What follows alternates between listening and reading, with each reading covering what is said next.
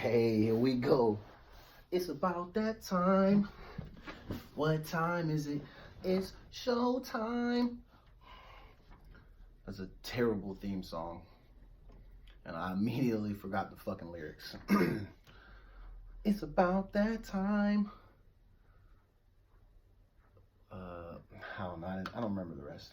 Here we go. The Meemco Jackson Show. We are lit. I turn this shit on though. Connect that mother.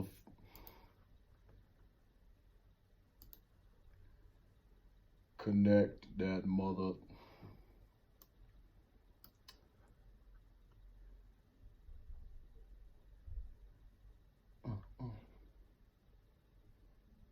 Yo, we are live.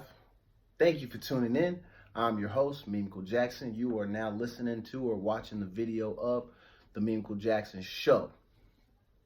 We're on Track Talk Radio every Tuesday and every Thursday from 7 to 9 p.m. Pacific Standard Time. Like and subscribe, share, tell your friends. Pew, pew, pew. Finger guns. They're just listening to music right now. I just started that shit. We got some Brother playing. It's that old cut where I can't hear the music. You might remember them young boys. They had a show on BET about them making a come up as I think they were like a family group. Excuse me. They're supposed to be like the second coming of the Jackson 5, I think. I don't know what happened on that show. Only thing I remember is the guy who was the lead singer had a problem smoking cigarettes and they all had beef with him. That's the only thing I remember from that show because BET is not a good channel to me. I don't know. I ain't watched that shit since 106 in Part with AJ and Free. You know what I'm saying? So, shout out to Brother, B-R-U-T-H-A. I don't know. Weird name, but record's called I Can't Hear the Music. It's not too bad, but it's also not very good. What fucking day is it? It's November 5th. Oh, shit.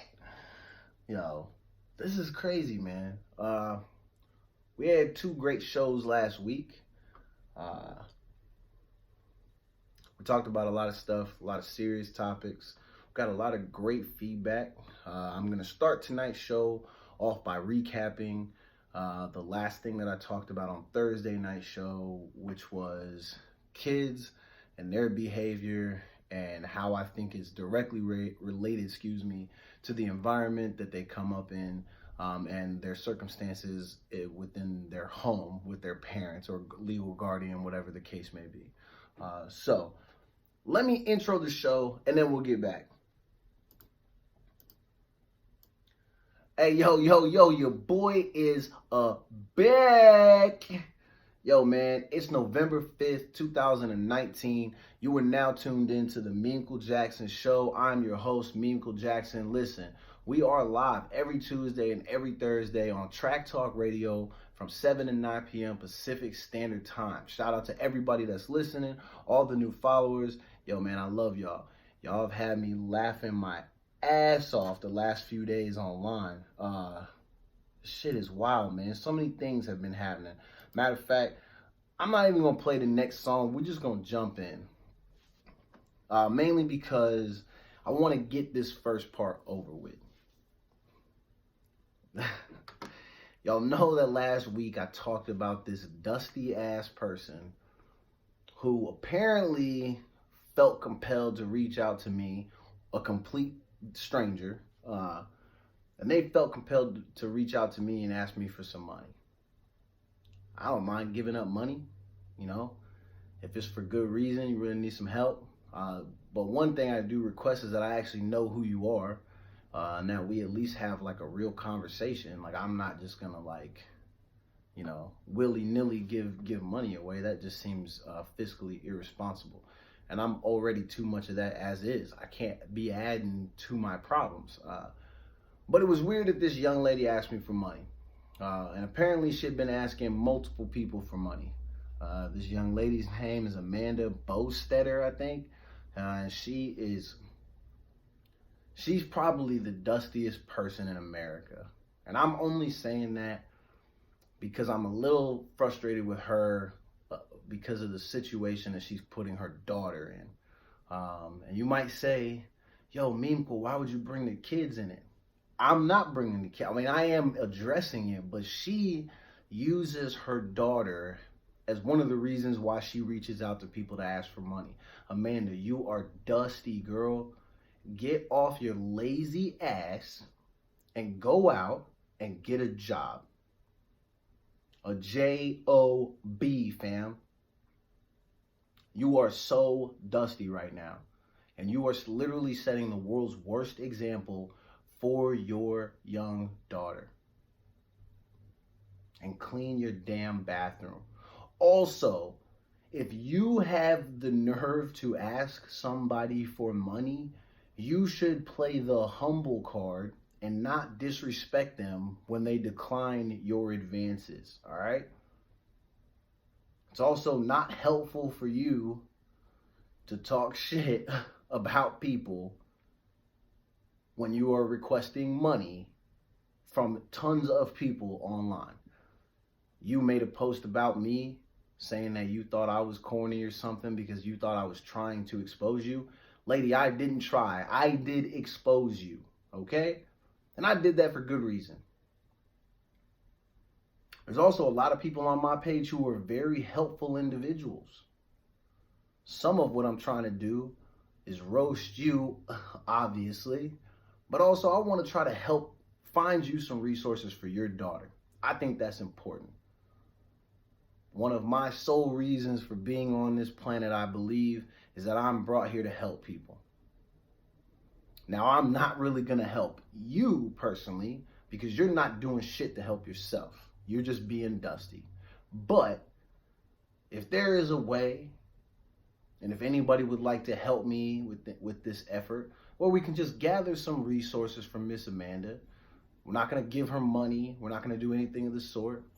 But we'll just connect her with some people that can put her in a position to be successful so she can help her daughter. Because I'm tired of her being one of these begging ass, dusty ass, no job having ass females on the internet. Amanda, you literally have boss lady as the title, I think, for your Snapchat. You're not the boss of shit. You don't even work, fam. You're not even on the staff, all right? You're not the boss. You're not the employee. You're not none of that. So I want you to maintain these titles, but I want you to work for it like the rest of the women around you do. You don't just get to call yourself boss when you're not doing any type of boss shit, all right? Now, if you want to put dust at the top, that's a more fitting title. So you need to get your shit together. And obviously you heard this because you knew that I exposed you. So if you're listening to this one, I would like to extend my hand and provide you with some resources to help you out and get your ass on the right track. And I've had people do this to me or do these things for me, connect me with the right people so I can better myself. And I don't want any of you to think for 1 second that I am a perfect man. I've been down before. I've been in bad positions. Shoot, at one point or another when I lived in Florida, I pretty much was homeless. Sometimes sleeping in and out of my car, sleeping on friends' couches. Like, I've been fucked up before. But one thing I can say is that I've always, at least in my own mind, I have put my best foot forward to try to help get myself out of some situations. Sometimes my ass too is a little bit slow, and I haven't worked as hard as I probably should at times. I've been in positions where I've had to swallow my pride and break down and ask for money. But the one thing that I can say that I at least try to do for those people is not mistreat them, make sure they understand that I'm, doing everything I can to get back right and get even with them. And if there are people that I haven't, I'm trying to get to where I can make sure that gets rectified, because I feel like that's what you should do for people.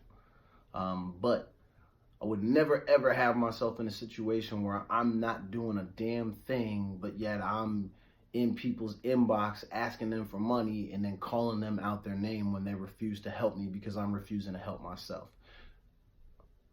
I think that shit is dusty. So I started the show with this because when I posted about this yesterday, I said that after tonight, I was not going to drag her anymore because we've reached the point where we have identified the problem. The problem is that she's dusty and she's not doing the right thing by her daughter. So she's a whole trash can for that. Now, we need to identify the solution. So, if anybody would like to join me in trying to help her, let me know. I also will understand if you want to give me a hard time for wanting to do right by her, but I want you to understand this is not for her. This is for her daughter. All right? I don't like seeing screenshots of messages where she says that her daughter has a rash and she doesn't even have $10 to help her daughter out. Her daughter should not have to suffer like that because it's not her fault that her mother is a whole bum. A B-U-M bum. All right? But Amanda, you're still young. We can still save you. But you're going to have to save yourself. All right? Stop being a bum. All right. That shit is over. Welcome, welcome, welcome. Again, you are now tuned in to what is known as the Meaningful Jackson Show. This is internet radio's #1 talk show. I don't know. I don't really have the stats for that, but I'm just going to keep saying it until it's fucking real. Excuse my language. I'm #1, baby. Because if you think you're anything less, you're a bum. What does Ricky Bobby's dad tell him? If you ain't first, you're last. So, this is the top. I am the best there is. And I'm happy to be here with you. So thank you for tuning in. We got a wild show today, man, because there's a couple things that I want to touch on. But one of these things is I want to address why black people have lost their damn minds over a effing chicken sandwich. I've seen so many videos of people wilding out, going crazy. We got a guy who ended up losing his life yesterday at Popeyes over a sandwich. So another video, people are wilding out in the drive-thru. We're to the point where we're disrespecting ourselves and each other over a sandwich. Fam, y'all probably make better chicken sandwiches at home. What is stopping you from going to the Safeway or the Publix or Winn-Dixie or Walmart or your little bodega, your little corner store, wherever the F you shop at? What is stopping you from going and buying chicken, going home, frying it up, making it all, spicy, whatever it is you got to do, putting it on a bun, getting some pickles, slicing them up, and then eating the sandwich? Why is it that y'all need to go out in public, get frustrated that you have to stand in a line, which FYI, that's all we do as people, is stand in lines. When you're in traffic, you're in a line. When you're at Starbucks, you're in a line. When you're at school and waiting for get your lunch, you're in a line. When you're trying to get in the door, you're in a freaking line. But then when there's a sandwich involved, all of a sudden, none of you have patience. You guys are allowing yourselves to be caught on camera acting ridiculous over a chicken sandwich. Now, I myself have not tried the sandwich. I don't plan to because, like a lot of these people, I have zero patience. So I already know that I don't need to be in line waiting for something that probably tastes just okay. I know myself better than that. I'm not going to put myself in a stressful situation like that. But we literally have people who are out here and are so far off their rocker that they're willing to kill behind a chicken sandwich. So fam, the person who did this to this guy, if caught, will most likely spend the rest of their life in prison.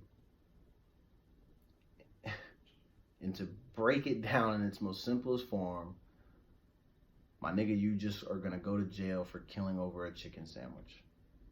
Think about how corny that is. A dusty ass chicken sandwich. And you killed a guy for it. Jesus. It's unreal. So it doesn't matter what I think. I'm just one of many African Americans. But to some degree over the last couple of days, I've been slightly disappointed in my people because I feel like we're better than that. We're trying to impact the entire world with, you know, tons of change and do all these wonderful things, but yet like a chicken sandwich comes out and then we all lose our fucking minds. And y'all definitely cannot get mad when other races make fun of y'all for being wild about chicken anymore, because you're proving the stereotype is correct. Because you niggas are literally killing for this chicken. Now, if somebody want to, you know, brave the line and get me a chicken sandwich, I'll try it. And then I'll give y'all some feedback. But most of the people that I know that tried it said that it wasn't even that good. So please do not put yourself in a situation where you will be forced to defend yourself to the point that you have to take another life over a chicken sandwich. It's not worth it at all. I assure you of that. Just don't do it, man. It's not worth it. Besides the chicken sandwich, Halloween was last week, which I know was such a good time for everybody. A lot of my followers, they have kids, and so they were posting pictures, and it looked really cool. Like, everybody was in costume. A lot of people went to dope-ass parties. It seemed like it was lit. But again, we have people who do not know how to act in public. So I get informed of a situation that happened somewhere in California where it sounds like a group of people rented out a house, like an Airbnb type of thing, to host a party. And then 5 people at this Halloween party end up losing their life in a shooting on a Thursday night. Wasn't it Thursday? Thursday, Friday? Whatever day Halloween was. Sometime during the week, on a damn school night. We have people wilding out on a school night at a damn Airbnb. That shit is crazy, man. Like, what are people so mad for? Life is too short to be tripping on folks. And why are you bringing a gun to a party, man? Why are y'all not going there with the intent to talk to females or talk to males, drink and dance, have a good time, interact, make new friends, build connections? What is the point of going somewhere with the intent to harm people? Any of you niggas even thinking about that? You are the corniest people. You make it not fun for everybody else. That shit is lame, bro. Stay your ass at home. We don't want you at the party. There's no reason for you to be there with your gun. It's crazy. So crazy, man. But I did see something that was interesting. I noticed that there was a Halloween costume that I thought was truly hilarious. These poor children. I can't believe they were asked to do this, but I see this thing pop up on my feed, and because November 5th is a very significant day in our country, and you connect all these little things. We're doing, voting. I hope you guys all got out and voted today. But then you have voting, and then you think of parties, and then you think of, supporters of specific people. And then there was this Halloween costume. This Trump supporter, and I guess he deleted his account after posting his kids wearing this random ass MAGA Halloween costume. That's what it's listed at. So in the front of it, it looks like there's 3 kids chained together. And in the front, you have somebody that's in a MAGA hat with a dress shirt and a red tie, which we're led to believe is supposed to, represent Donald Trump. Which I don't know. The hair's not bad enough to tell. He just has the dress shirt on. A lot of people wear dress shirts, so who knows? And then the person behind him looks like a taller white kid who is covered in something that's supposed to make him look brown or black. But of course, he's handcuffed. And then there's another child who's a young lady that's standing behind him. I guess the dad's name is Jonathan Lee Bergsteiner. This guy is such an idiot. There was one thing about the article that I really wanted to talk about, because it didn't really have anything to do with the costume, because we get that part. Like, dad's obviously racist. He feels some sort of way. He would prefer to see black people chained up. That's fine, bro. You do what you do. You're a whole cornball. You're teaching your kids to hate. And that's expected of people who are in your situation, because since you're insecure and you're scared and you have so many, outstanding and outrageous fears about people of other races, that it's only natural that, you would let off a few rounds inside your girl, get her pregnant, produce children, and then teach them how to be an idiot like you. It's only natural that you would do that. The weird thing about this dude is that apparently he had been involved in a hit and run. And so somebody saw him post this costume, and then they reached out to him and they were like, hey, aren't you the dude from this situation? And it involved him being in a hit and run. And I'm going to read you what the tweet says. So this person replied to him and it says, hey, do you remember Dalinette Trinidad DeVale? I hope I'm not pronouncing her or mispronouncing her name, excuse me. It says, you hit and killed her with your car a few years ago, then fled the scene. Got charged with a felony. So it seems like Buddy has been involved in, incidents with people of other races. It's clear that he does not have a real respect for people of other backgrounds and cultures, because why the F would he?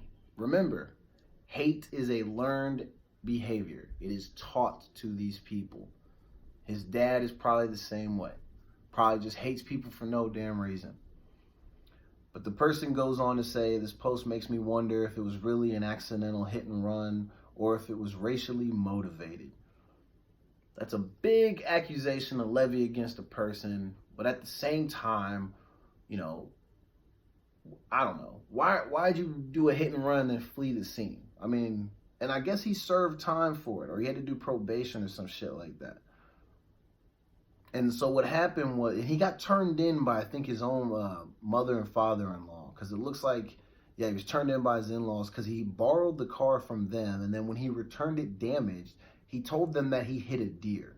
So you're not even taking responsibility for your own actions. Similar to what you kind of did whenever you posted this picture of your kids in this janky-ass Halloween costume. The blackface was terrible. You didn't even do a good job. Your kid just looked like he had had a rough day at the tanning bed. It was terrible. So I don't even know why you posted this, because even your attempt to hurt other races, you didn't even do a good job. The costume was terrible. Your son just had this janky ass MAGA hat, not even one of like the legit ones. You just had one with MAGA and big ass letters. That shit was trash. You should have at least got like the standard I'm a racist hat. Get the standard one, bro. You cheaped out on that. Come on, man. Actually stand up for your cause. Yo, don't take a shortcut, you fucking bum.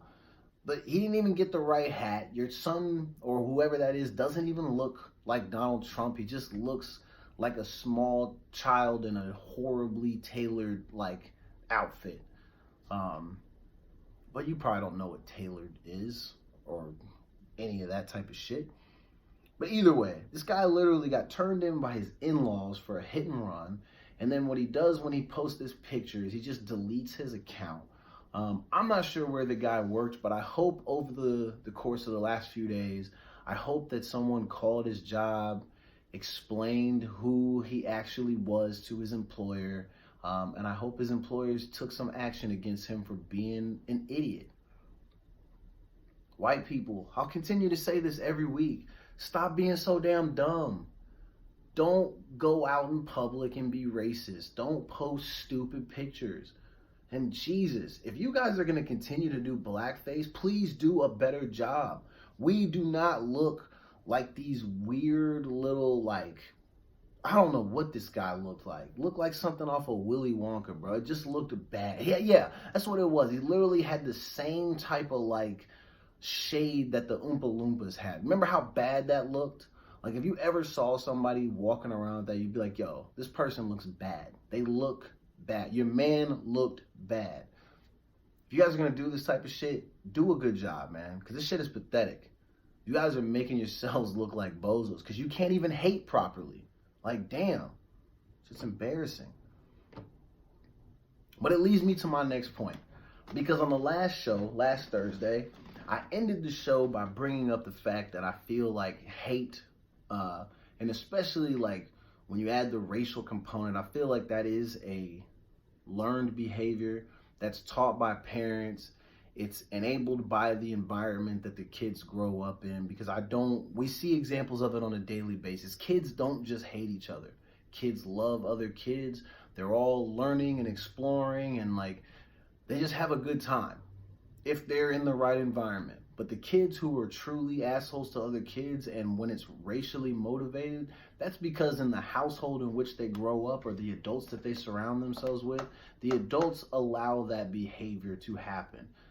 They promote it, they teach it, and the kids probably see them, perform these acts when they're out in public on a daily basis. They probably hear these words like the N-word come out of their mouth. Like, I've known kids that I've worked with, past and present, I'm sure it'll be future, where they think that it's totally appropriate to say the N-word to people. And they feel like, because of what they've been told, they think that, like, hey, this is just what we do. This is what my parents believe. This is what my family believes. They say it all the time. They laugh at it. That you're enabling that behavior, because a child doesn't come out thinking like, oh man, fresh out of the vag, like, cool. Where are all my racist brethren at? Like, they're not thinking that. You got to teach these kids that type of stuff. So I'm somebody that believes that it starts at home. And it's the things that you teach your kid. It's the way you act around your children. It's all of those things. It starts with the parents.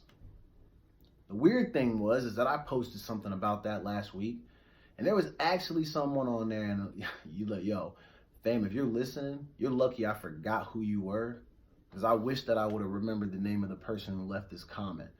But someone literally left a comment on there and tried to tell me that they feel like it's solely on the child, which confuses the shit out of me, because kids don't know anything when they're that young. They barely know stuff.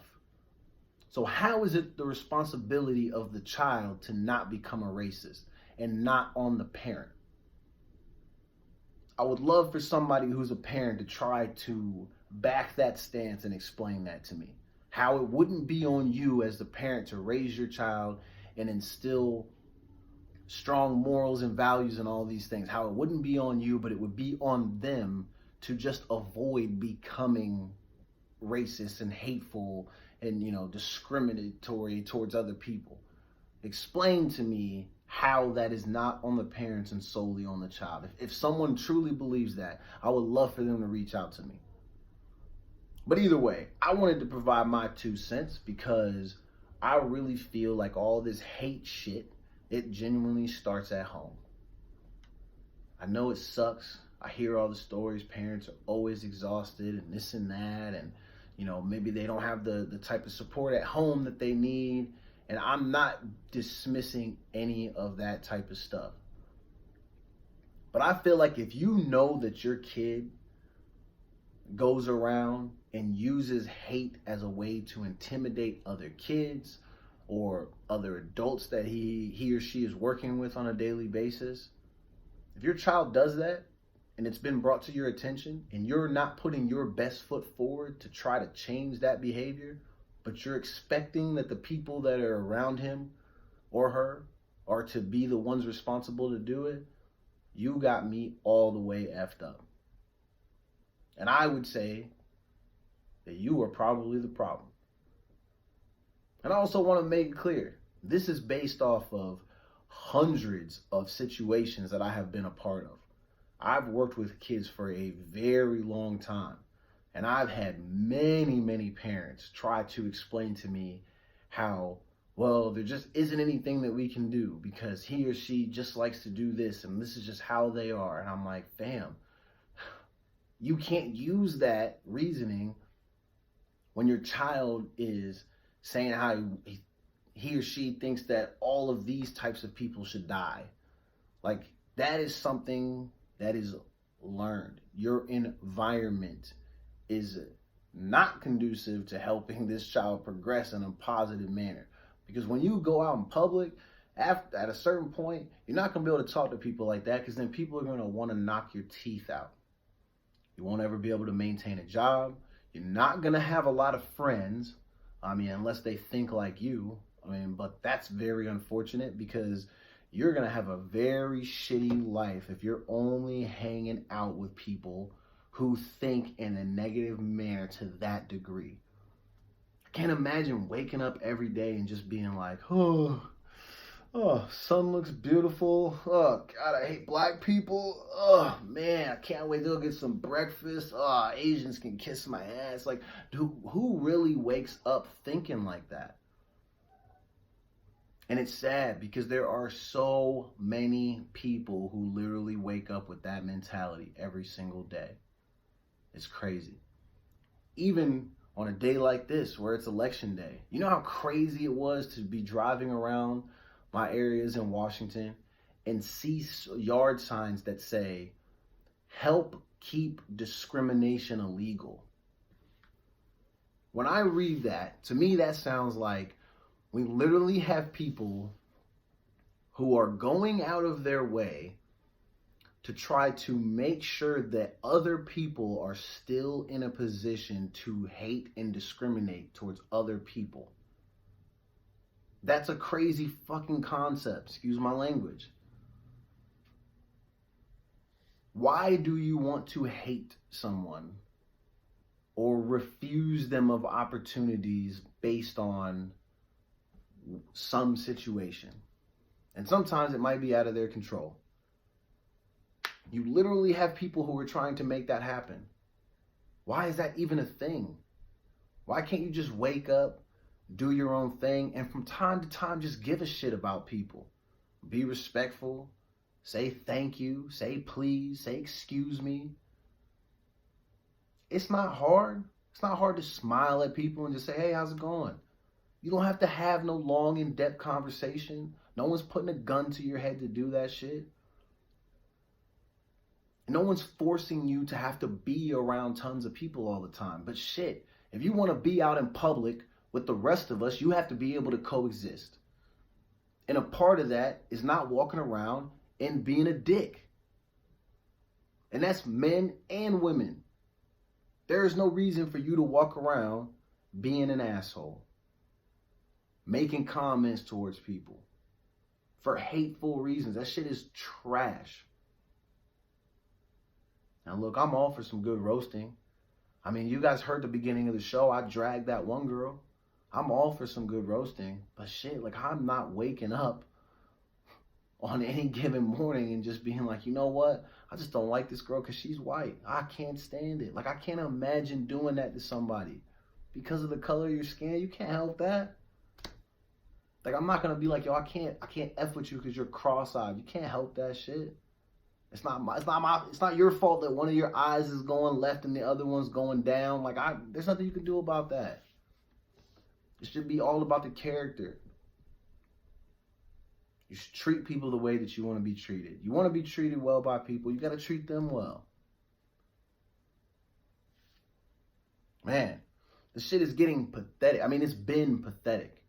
It's been absolute trash at the rate in which so many white people hate so many other cultures for absolutely no reason.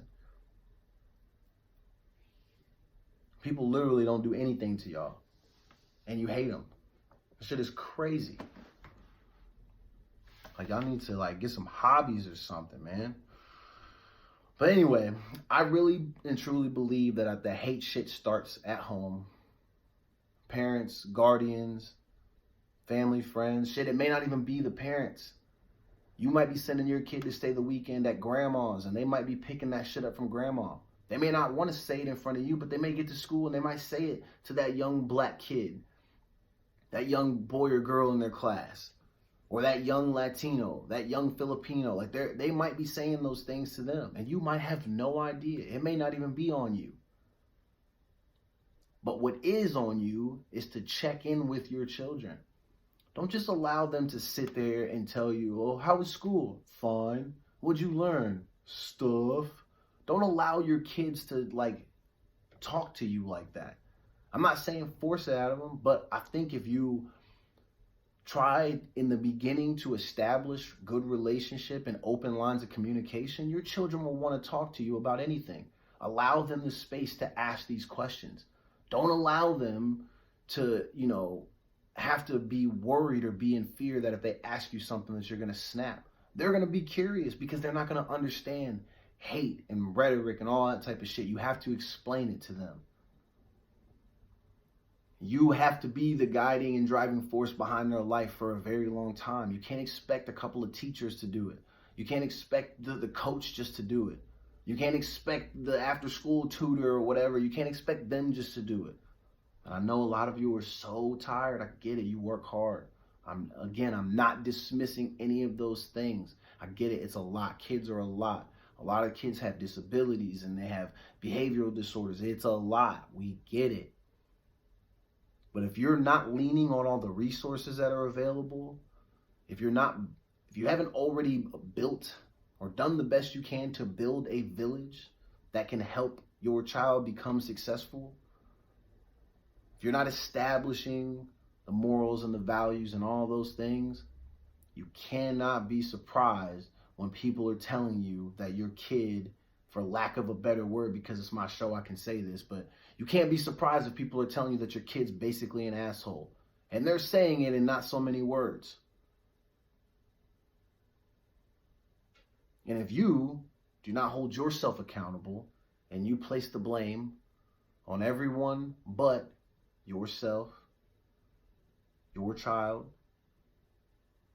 you make it hard for them to be successful in the future, because then they are going to be under the impression for the rest of time that the end all and be all is them, and that they are in charge, and that they deserve, to be treated and coddled and all these types of things.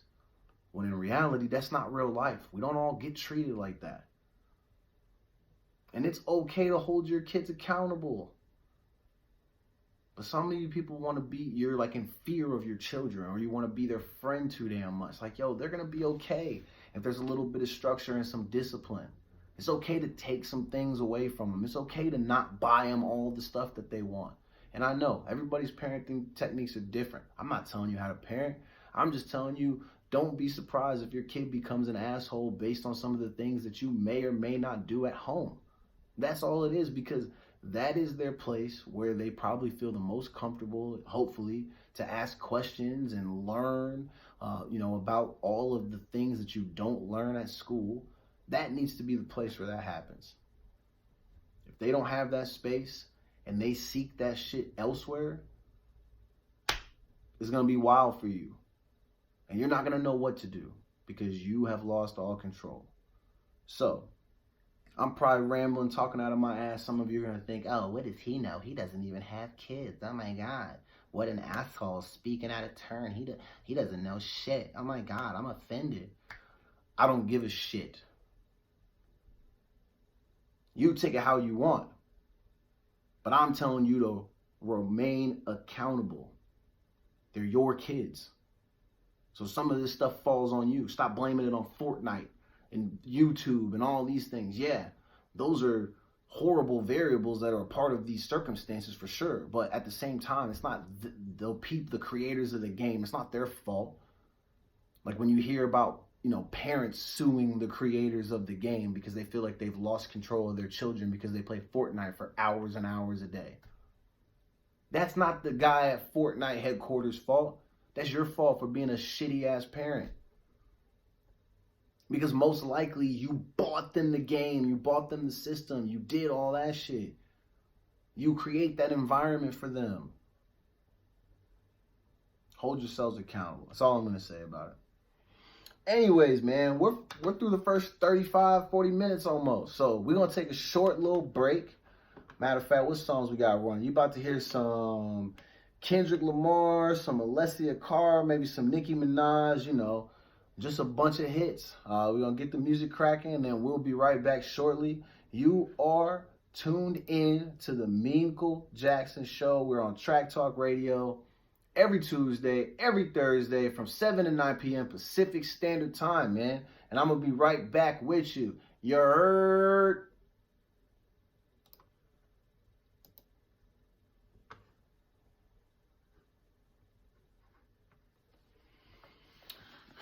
Let me stop rambling about these sorry ass kids, man. They're gonna be like, yo, that's mad disrespectful. No, I don't care, bro. Because you know what? We're just in a different time now. Most of the parents of a lot of these kids that I work with, they're just like, they're kids like people my age or a little bit older than me. And it's like, fuck, man. Most of y'all know better. Because if you came up in my time, in a lot of cases, in a lot of households, these kids were not getting away with none of that shit. Moms was smacking everybody, doing all this type of stuff, whatever. But now people are like afraid to actually discipline their kids. Like they just let them act like little shitheads, and they're like scared of them because they don't want their kid to hate them or whatever the case may be. And I'm like, man, I'm here to tell you, why are you worried about how if like your kid is your friend?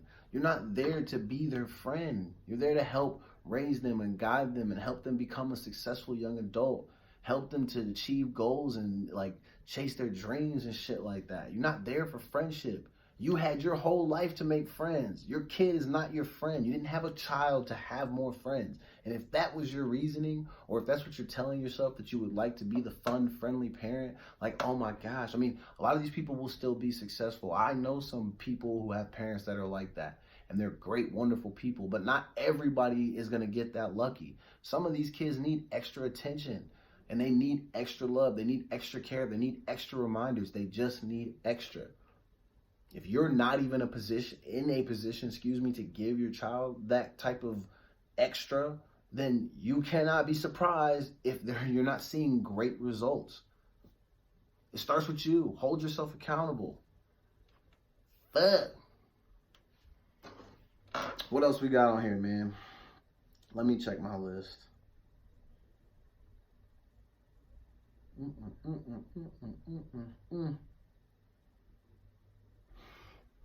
You know, we got a couple of good things I'm going to jump into. One of the things I want to talk about is I posted a meme today, and I think it says something like,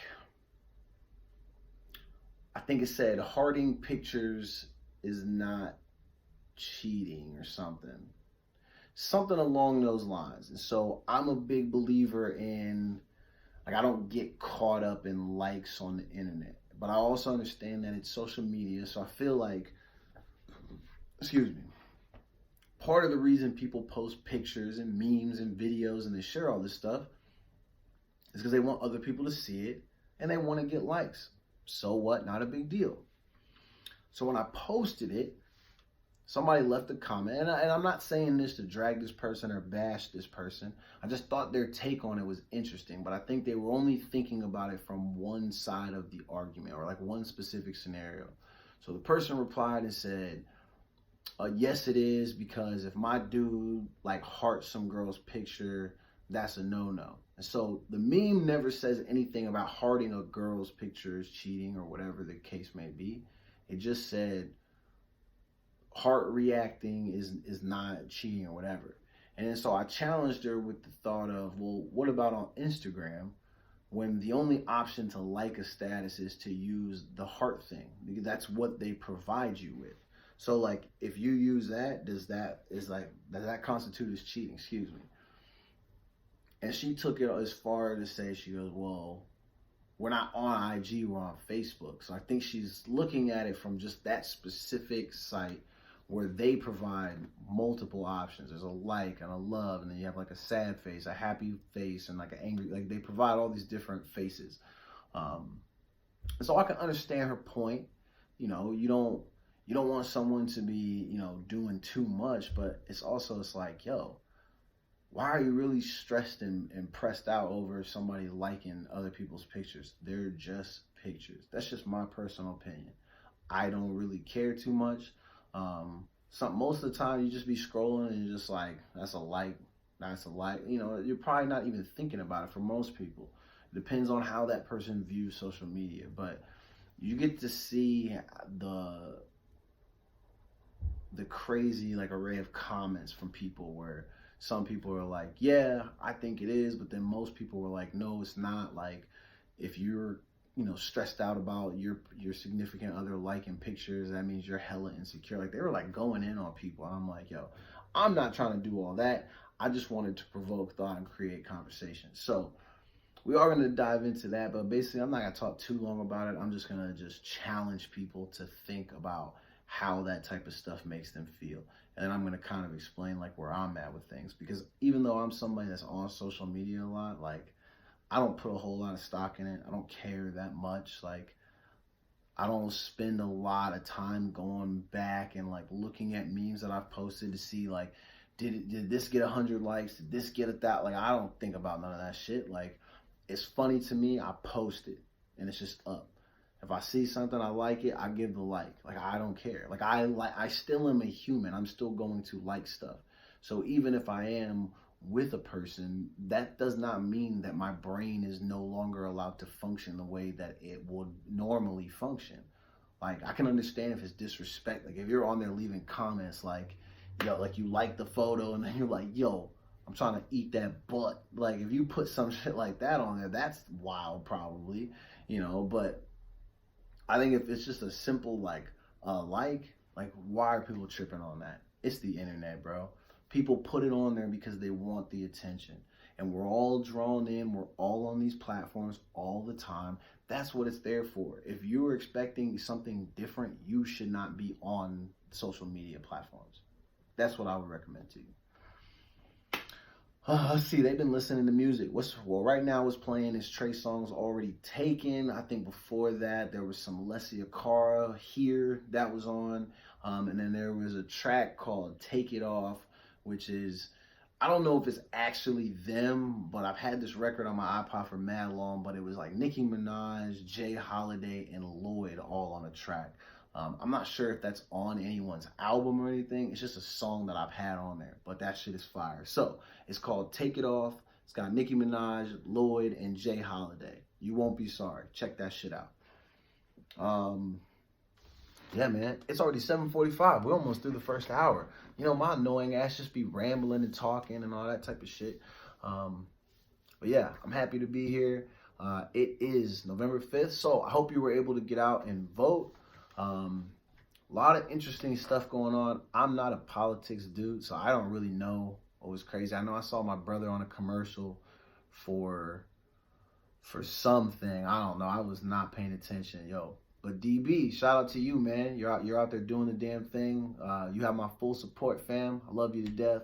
We gotta talk about your outfit though. I didn't like the outfit. I ain't gonna lie to you. I did not like that outfit. But we'll talk about that. But anyway, yeah, I hope everyone was able to get out there and vote. I hope if you're passionate about those things, you feel good about the direction that things are hopefully going to go for you and whatever party you are associated with. Tomorrow will probably be a day that is filled with tons of arguing, and people are going to be deleting people, and everyone's going to be upset and all that type of shit. It'll be a fun ass day for me. Probably won't be fun for a lot of y'all, but that's a part of the politics game. Not everybody is always going to be happy. So do not be shocked if you lose a handful of your social media followers tomorrow, because people are going to be tight based on results. It is what it is. It's just how the shit goes. So if you didn't get out there and vote, not a problem. Maybe take some time to go online and get registered. I did that recently I think I've been able to vote tons of times, and I actually never have until this go around. Oh no, I did vote once. And I think it got counted as like, a late one or whatever. I don't know how any of that shit works. But I did vote once. I never know if it matters, but I think if you are somebody who believes in the power of voting and, people and understanding that, if enough of you step up, things can, change. If you believe in using this as a way to like see those results, I think you should go out, make sure you're registered, and then, next go around, just make sure you're on top of it. Get your ballots, mail them in. I think you can do some of this stuff online too. When I was reading up on it today, it definitely gives you plenty of options. One of the struggles is that you have to like do it in the area that I guess you're registered in. You can't just show up anywhere to try and vote, which I think is super weird. But I guess it makes sense because I'm sure it's attached to some way that they need to be able to do accurate counts on it. You can't just have anybody pulling up anywhere. Well, whatever. I don't know. But if you got time, make sure you get registered to vote and be ready for the next time that they got to get some shit done. Um, but yeah, let's go ahead and we're going to get back into it. Yo, your boy is back. I just cut the music off because that's what I want to do because it's my show. Welcome back. This is the Meaningful Jackson Show. We are on Track Talk Radio. It's Tuesday. We will be back again on Thursday. We are here every Tuesday and Thursday from 7 to 9 p.m. Pacific Standard Time. Tell all of your friends. We've talked about a lot of stuff tonight, man. But I'm going to talk about a couple other quick things. One is kind of sports related. I thought it was interesting that the Washington Redskins, well, they need a new team name. First, I want to say that. I hate that I even said that shit. They need a new team name. But the football team over in D.C., they had a player who was holding out because he didn't trust the team and its medical staff. And then last week, we found out after he ended his holdout that the reason for that was that he was told a few years ago that the doctors, I guess, told him that he may have had cancer, and he felt like the team didn't take it serious. And so for me, I started to think of it like, damn, thinking of it just from like, for me, the simplest form is like, this is just your job, it's your workplace. You tell your job that like there might be a situation, and he was told by the doctors that he may not have a long time to live and that he should get his affairs in order and all this type of stuff. And I guess what has happened is that when I guess he got a second opinion, they were able to clear things up and come to find out it wasn't as serious as what he thought. But like now there's like trauma associated with this, I think, because like imagine having to tell your children, y'all only have however much time to live. Imagine being told that you have to get your affairs in order, how scary that is. I can say from my own personal experiences based on some things that happen within my family, I've been asked to help maybe get someone's affairs in order, and that shit will freak you out.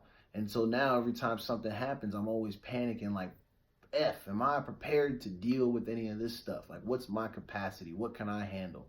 What can my family members handle? So, imagine him being in a position to where he has to tell his family that, he may have, I think it was like a cancerous tumor on his head. And so his name is Trent Williams. He's actually probably Washington's best player. He's been a great player on their offensive line for a very long time.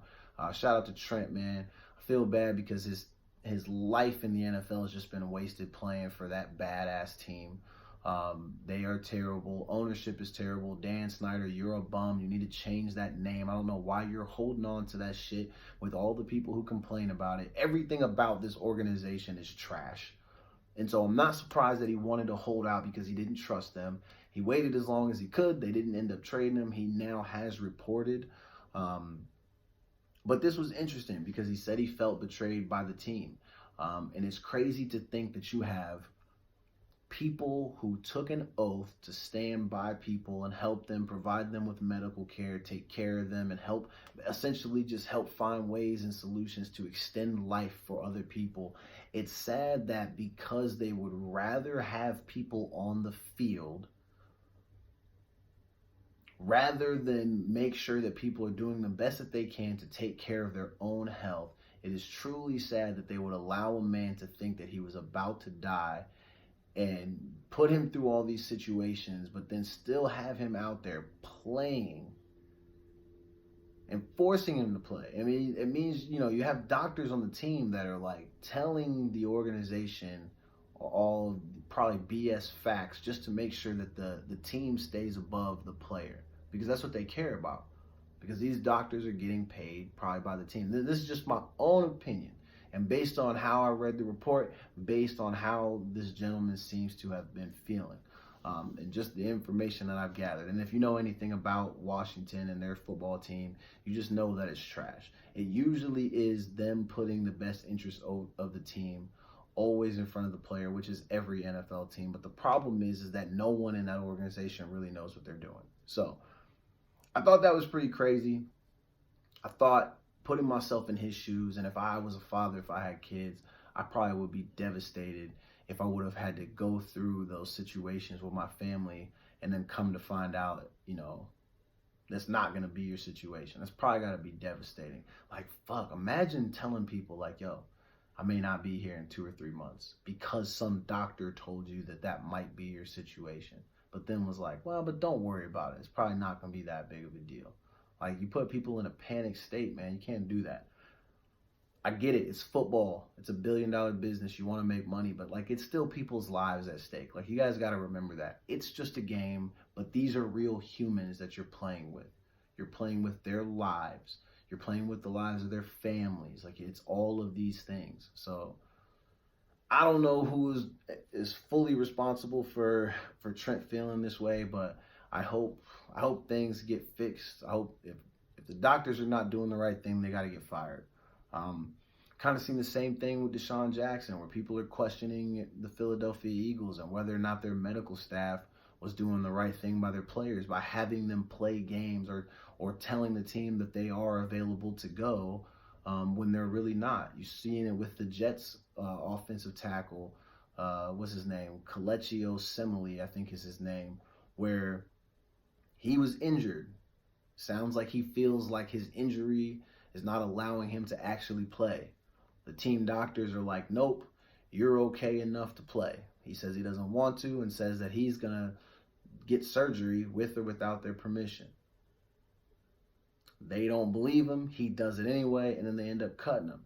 But it sounded like what the stress and concern was is that they put the interest of the team in front of the interest of the player and their health, which I just think is so corny. Like, wouldn't you rather have him, if he feels pain and discomfort, and based on what his job is and what he needs to do, wouldn't you rather him get the surgery so he can be available for you next season to play every single game, rather than force him to play now while he's halfway hurt and then watch him go down in a week or two and then it just make the situation worse?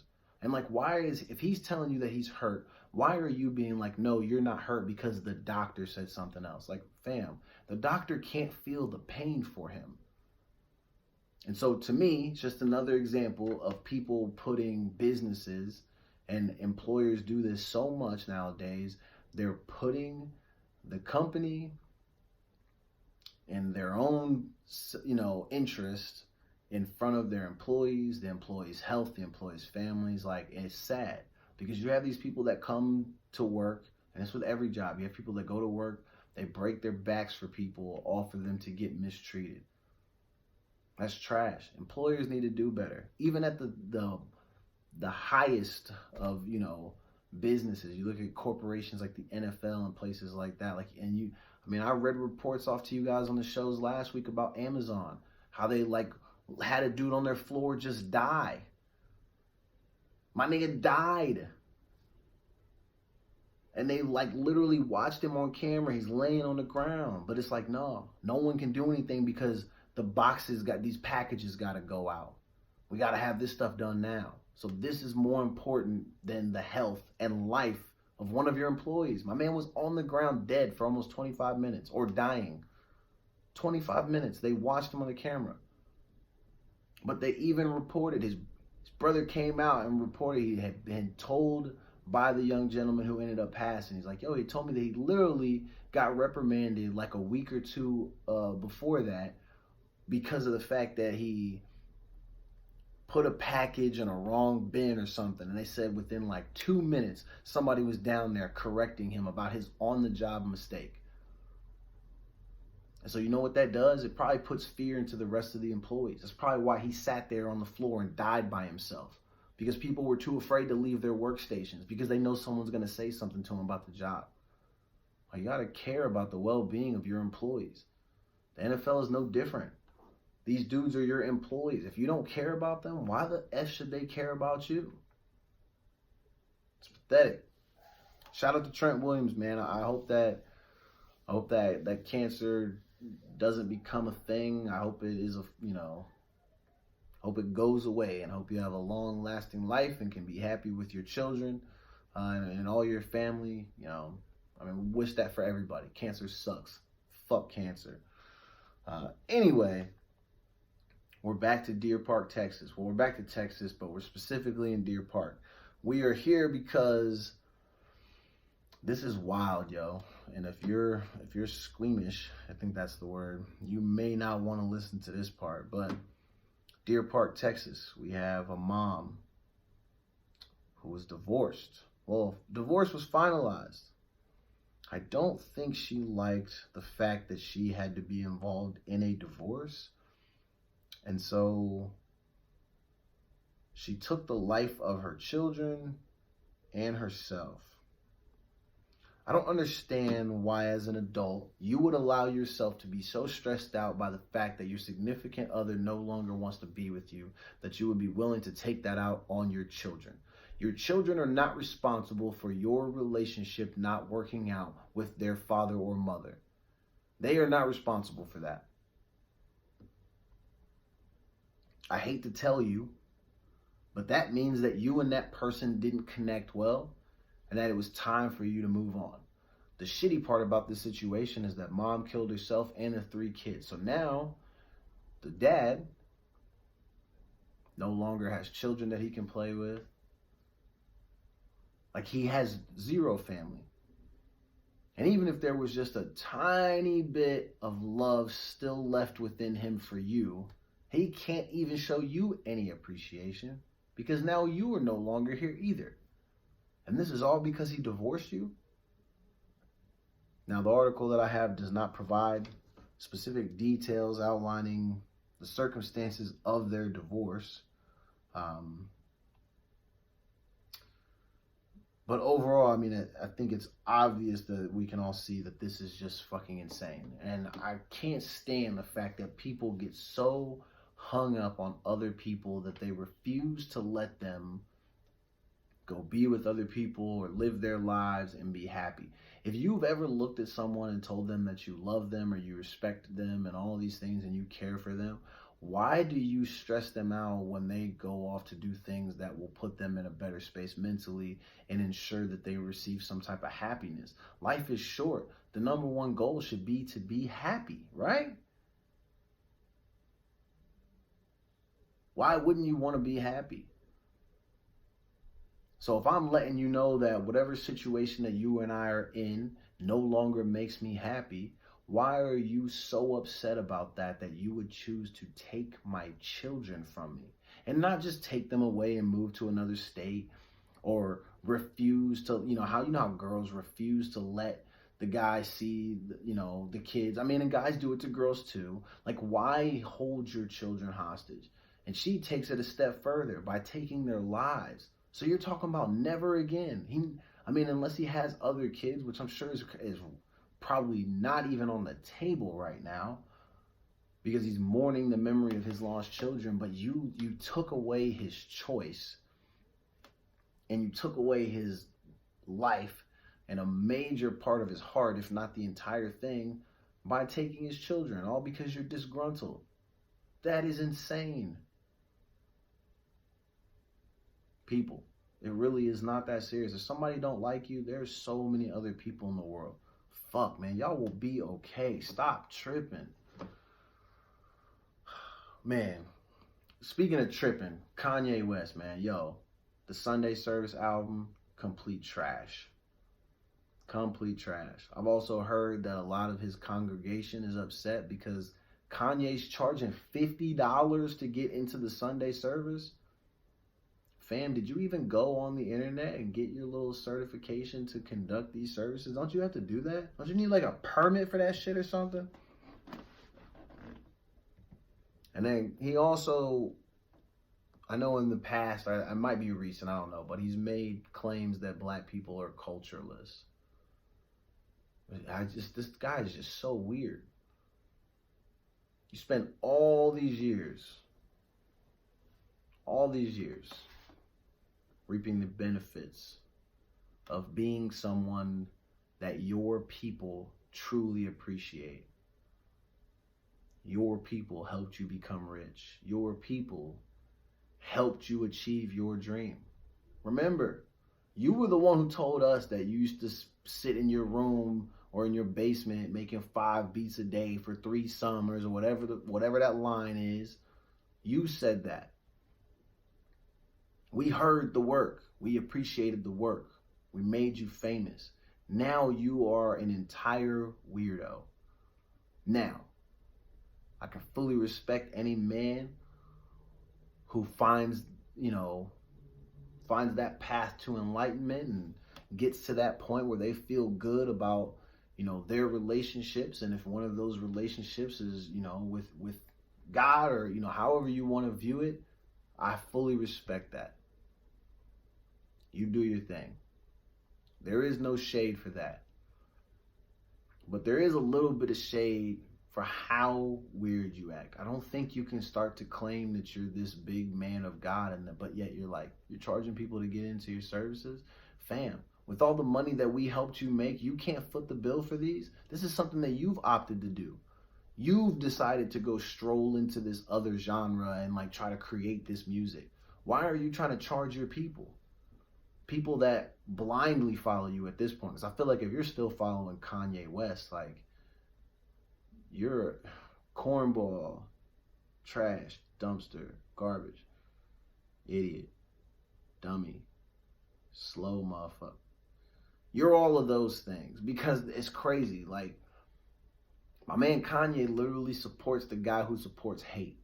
So I don't know what Kanye has been doing or what type of Kool-Aid he's been sipping, but fam, you've lost it. And I need you to help yourself go out and find it. Find your old self. Remember who you once were. There's no way that you are truly this guy now. There's no effing way. And his hairstyle is just so bad to me. If it's still back to that blonde shit, I don't know why. He just looks like he's lost it, man. I feel bad for him.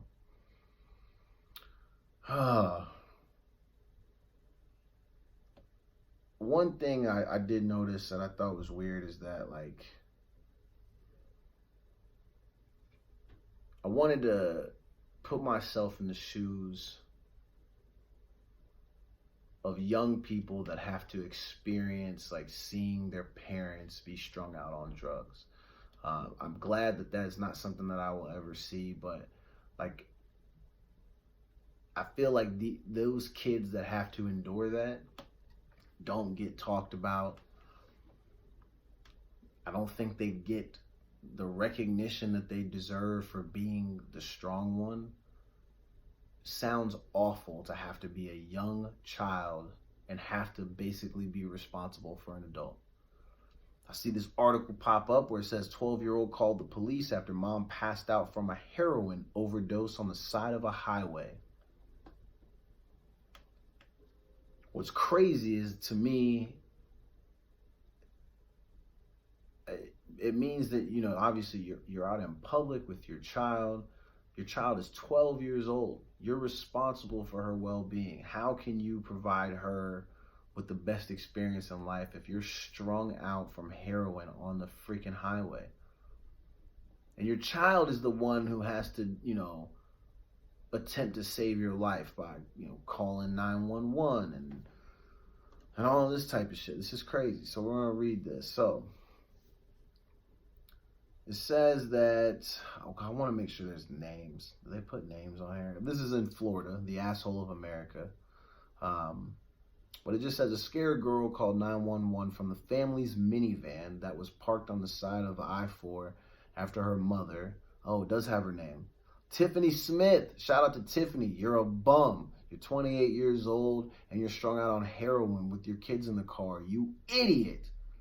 God, I hate these people. Why have kids if you're not actually going to be responsible for them? You whole trash bag. And so they found her on the side of the road. She says, my mom won't wake up and we're on the I-4 in the car, the daughter says. This is when she's on the call with 911. When the deputies arrived, they found old Tiffany's dusty ass unconscious with her 12-year-old daughter and a 7-year-old boy and a 1-year-old boy and 2 dogs inside of a minivan. This bitch got a whole damn family in the car. And she's the only one who can legally drive and transport them from place to place. And she's strung out on heroin. That's crazy.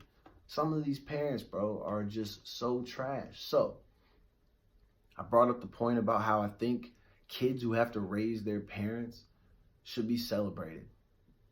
That's got to be one of the tougher lives to have to be a part of and have to live. When you think of kids who have hard lives, put yourself in the shoes of a 12-year-old who has to call the law because her mother is strung out on drugs, and she's also having to look out for her two younger siblings who are super young. Man, you heard it. A 1-year-old and a 7-year-old. And then there's 2 dogs. That shit is crazy, man. These kids deserve better. These parents really let their kids down. It's pathetic. But not as pathetic as this next one. One thing I am getting kind of sick of is that we continue to have these hate groups disrespect the grave site of Emmett Till. Leave my man alone. Jesus Christ. These people took the time. They put up this memorial. And I think I said gravesite. Excuse me. It's a memorial.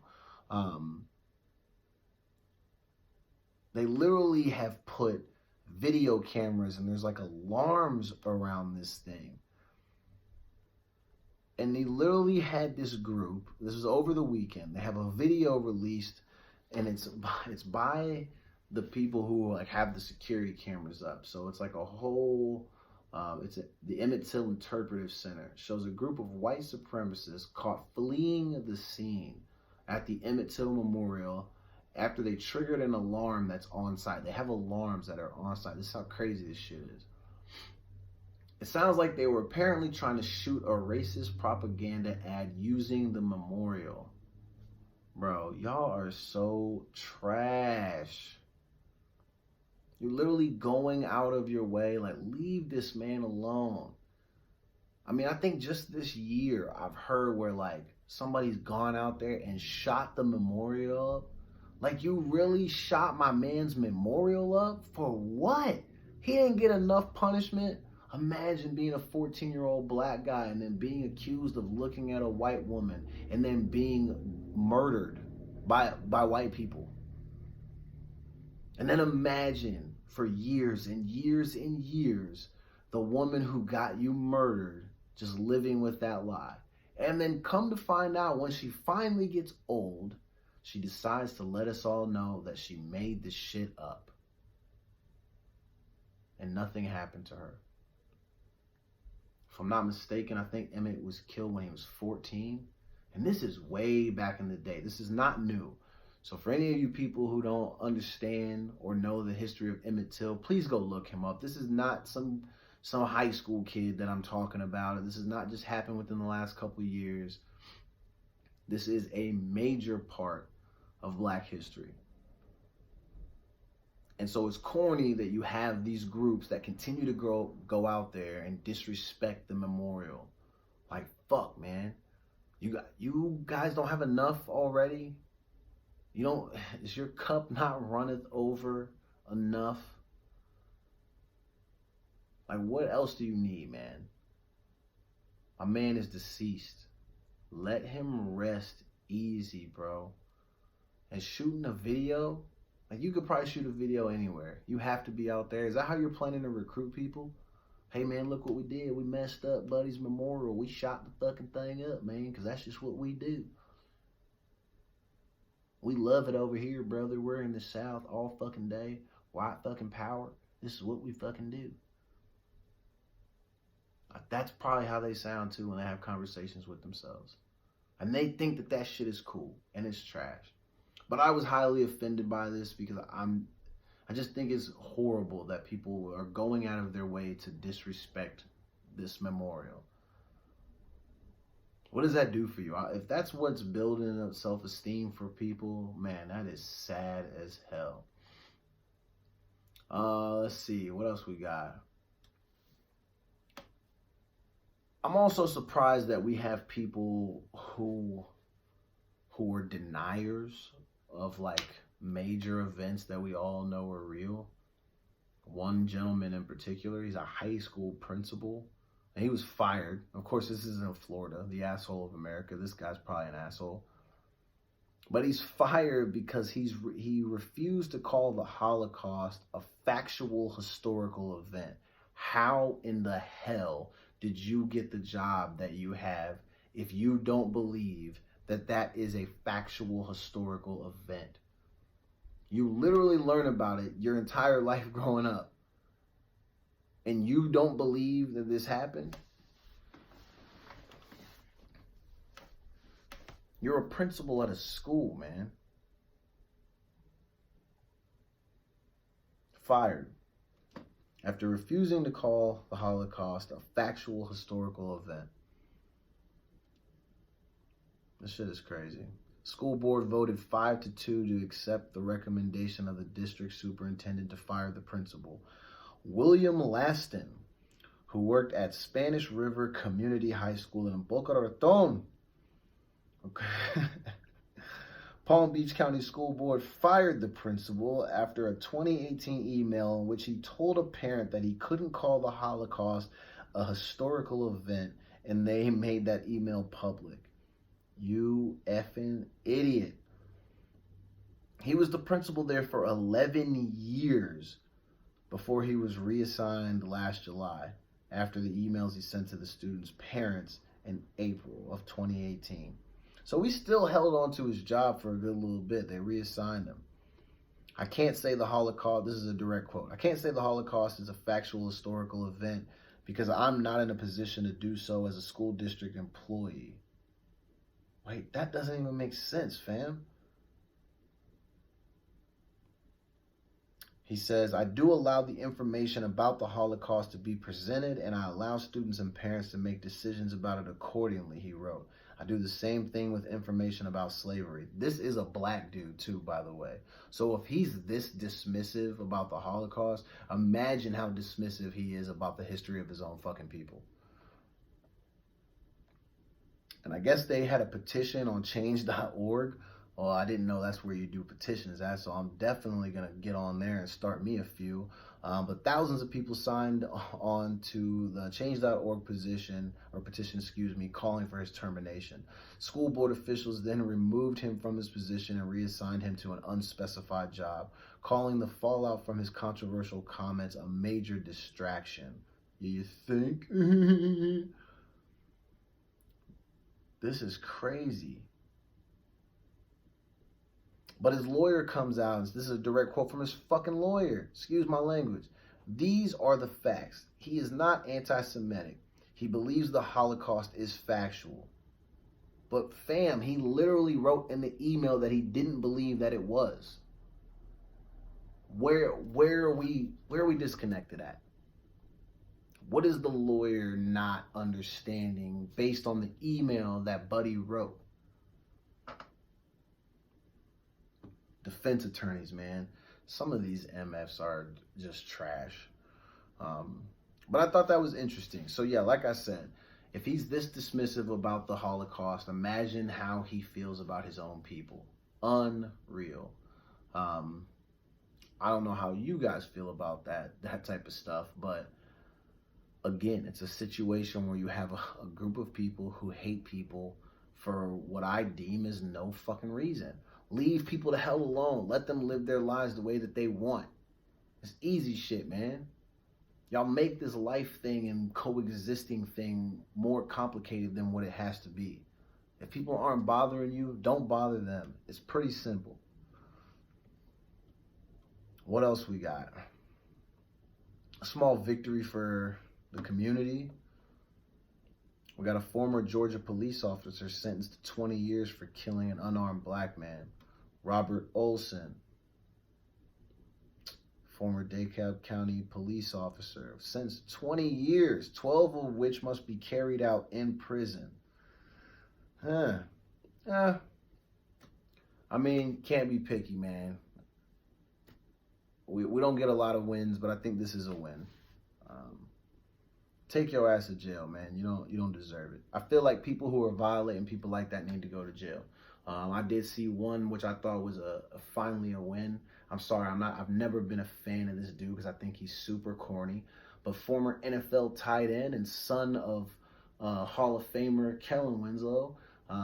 Kellen Winslow Jr. is finally going to prison for acting like a dumbass, because that's what he is. He's a dumbass. He's going to serve 12 to 18 years because he's finally pleading guilty on charges of rape and battery. You're a trash human, bro. Honestly, whatever's about to happen to you in there, I hope you're still feeling like a mother-loving soldier. That was a direct quote from one of his interviews when he first got into the league, when he was spazzing out on people. But you're going to find out real soon, life is not about to be fun for you at jail, homie. We got to start getting rid of some of these people. Oh, my God. They disgust me. I'm surprised that he was able to skate by this long. Like, I don't understand how we let people skate by when they have things like this happen. Obvious ones. Like, again, I saw the Brock Turner thing get posted. So, you know I reposted that. Fuck you, Brock Turner. Excuse my language, but I think you and your father are both losers. Your father is a loser because he tried to use his wallet and use his privilege and power as a way to try to, like, get your charges lessened. And, you know, he didn't want to teach you a lesson. He didn't want to just let you go to prison like you fucking should have, excuse my language. I mean, you got caught behind a dumpster sexually assaulting a woman. You were caught in the act of. But your father, the judge, other white people, white men specifically, allowed you to get a pass and skate by because they didn't want to ruin your life and hinder your future in any type of way. That's real convenient, ain't it? A lot of these guys are whole trash bags. I want to try to be less harsh, less mean about this stuff, but I want you to know that in regards to situations like that, Brock Turner specifically and especially, I definitely wish death upon you to some degree. That might be wrong to say, but I feel like that might be the only way that you learn. You ruined this young lady's life, and then other men that your father knew, men that your father employed, stood up for you. And they said, well, we don't want to ruin his life. You barely served any time. Nothing really happened to you. And then you guys tried to appeal it. You really tried to appeal. Bro, we caught you behind a dumpster. You were caught. Why would you appeal if you were caught? That means in your head, you don't think you did anything wrong. In your head, you feel like that woman's feelings are several rungs beneath yours. You feel no remorse for what you did. You think this shit is okay. And your dad does too. I can't imagine if there's a mother in the home, or if there's, you know, female siblings, I can't imagine how they must feel. But maybe dad has them brainwashed into thinking that, hey, no, your brother and your son are fine. This is just, it's just boys being boys, right? Because isn't that what a lot of guys say? It's just boys being boys. My nigga, I don't know about you, but I was a boy once. And I've never been caught behind a dumpster sexually assaulting anybody. I don't believe that, like, I know that locker room talk exists, but I think that shit is trash. I'm not one of these guys that runs around telling the homies about my sexual encounters. I do not do that whatsoever. I've maybe mentioned a couple of situations to my brother based on some unique circumstances, you know, but it's not a disrespectful manner type thing, because I believe that even when a woman is not in my presence, she still deserves respect. And I would not put her out that way. So the last thing that would ever be on my mind would be the feeling of, hey, I have this urge and I'm going to act on it regardless of whether or not this woman allows me to do so or not. Fellas, I assure you, if she wants you to touch her, she'll let you, fam. It's easy. All you really have to do is be nice, be patient, be respectful. You handle them with care, and they'll eventually let you get to that point. Leave that decision up to them.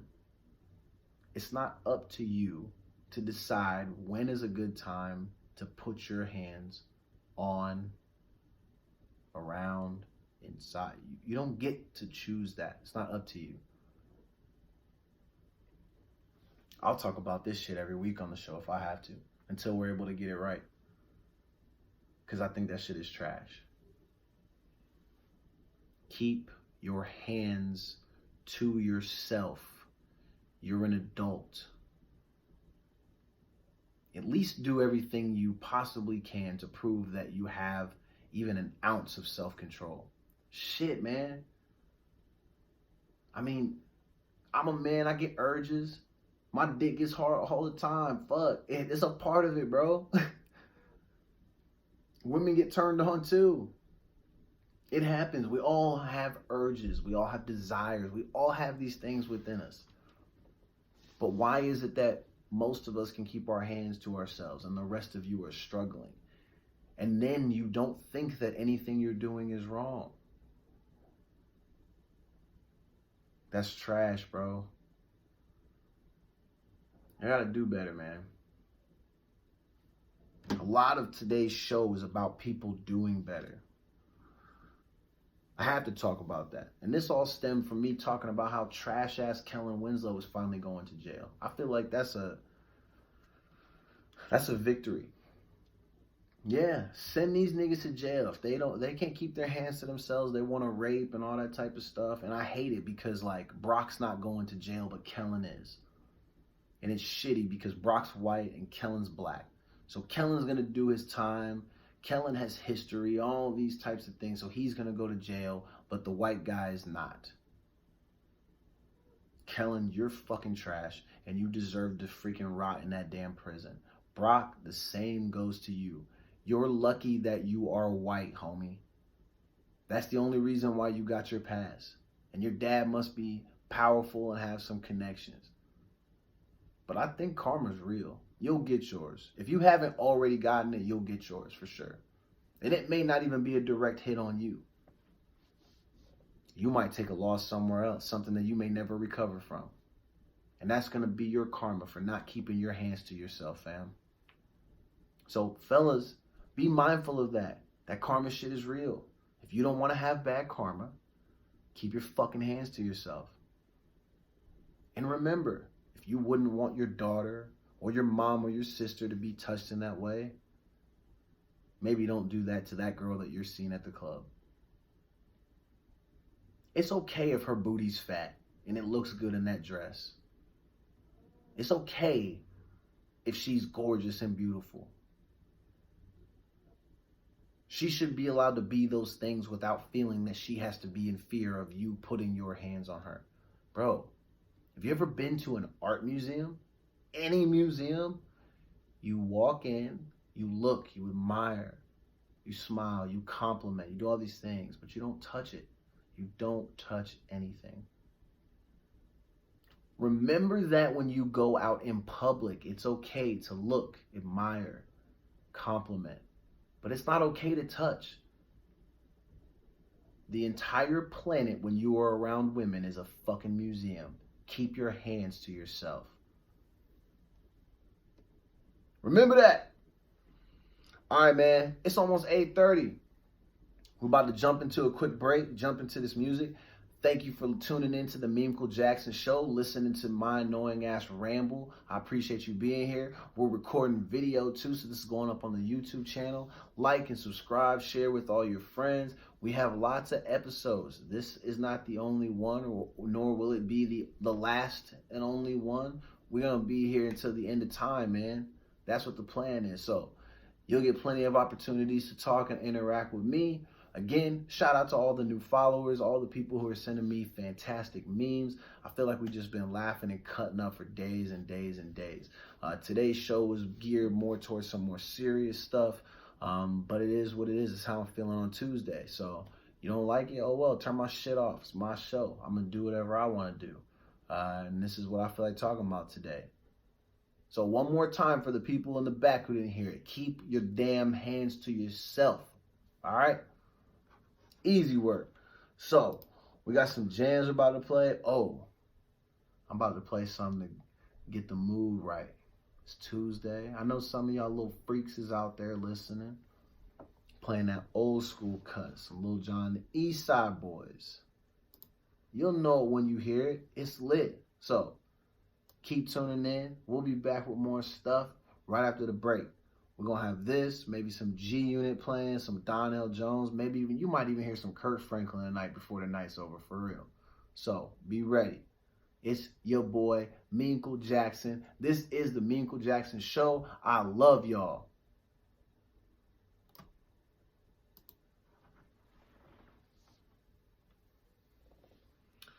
You know what I'm realizing? I've barely eaten today. Man, I'm so hungry. Got about a half hour left, and then I'm going to dive into some food. Oh, I'm about to dive in. Oh. Ooh. Anyways, they listening to, oh, na, na, na, na, I'm so horny, and I want you to me. I think those are the lyrics. That's what they're listening to right now. Like I said, I'm trying to get the mood right because, you know, there are going to be some people who are going to be getting it in tonight. I'm trying to help them out, you know what I'm saying? If maybe someone looks back in 15 years and be like, yeah, we created you while we were listening to the Track Talk Radio and the Meancle Jackson Show. And then he started playing Lil Jon and the East Side Boys. And then we started again, you know? Maybe I can be responsible for babies getting made, bro. I mean, I'm not making any, so shit. But I still want to be a part of, you know, bringing in new life to the world. Don't hate on me. Let's see, what else do we got, man?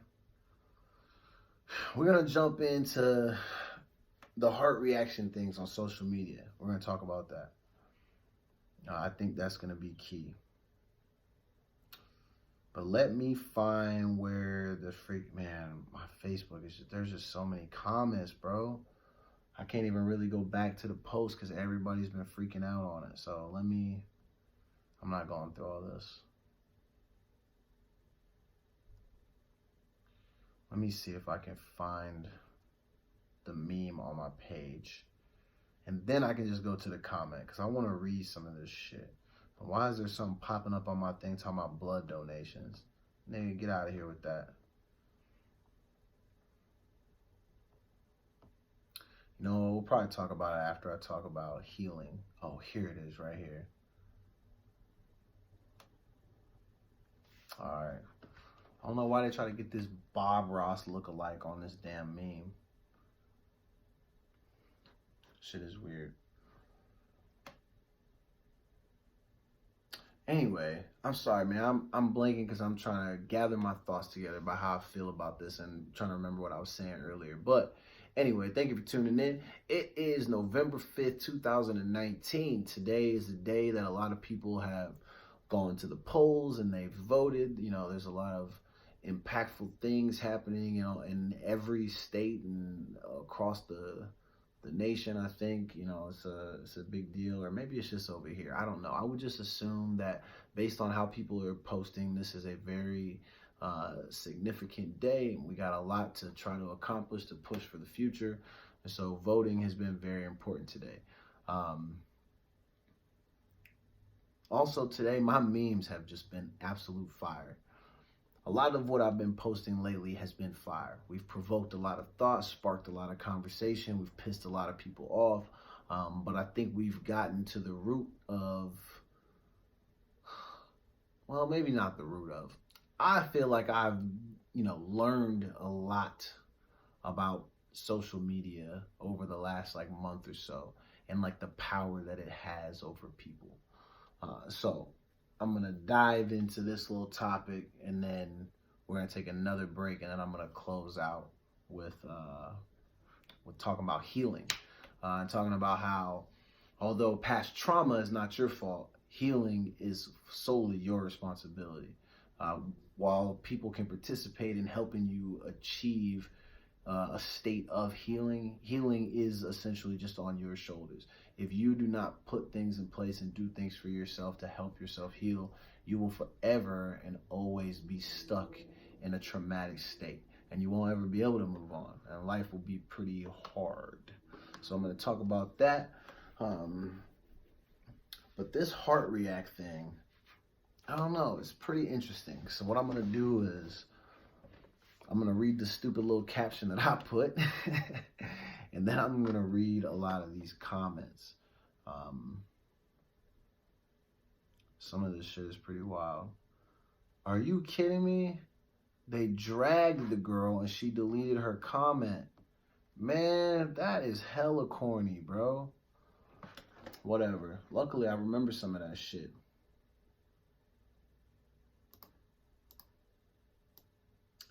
Hey, that classic G-Unit record.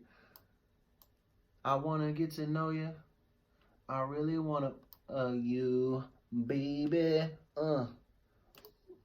Anyway, classic record. That was G-Unit featuring Joe. Man, I always forget that he was with G-Unit. Or not with them, but he was just on that song. And that shit was really popular at the time. It's not a song that I was a big fan of. I didn't like the fact that these were like hardcore gangster rap niggas, and that on the album, if there's 15 songs on an album, 14 of them were all about popping guns and dealing drugs and doing all this. And then there was one song, and they were like, yo, we gotta do one for the ladies. And I'm not hating, 50, please don't get mad, I'm sorry. It's a good song, but it just was not my favorite on the album. It kind of had me confused, because I understand you want to, you want to give something to the ladies, but like, was that really the song y'all wanted? Anyway, so before we went to break, and I think even before we took our last break, I talked about this meme that I posted. And I actually went back and I pulled it up, and then I discovered that the person who left a comment about how they felt about it. Apparently, they got upset and they deleted their comment, which I think is so corny. Listen, y'all, it's okay to post your thoughts, and even though they are not very popular amongst other people, it's okay. Just leave it on there. Why post all the stuff and then go back and delete it?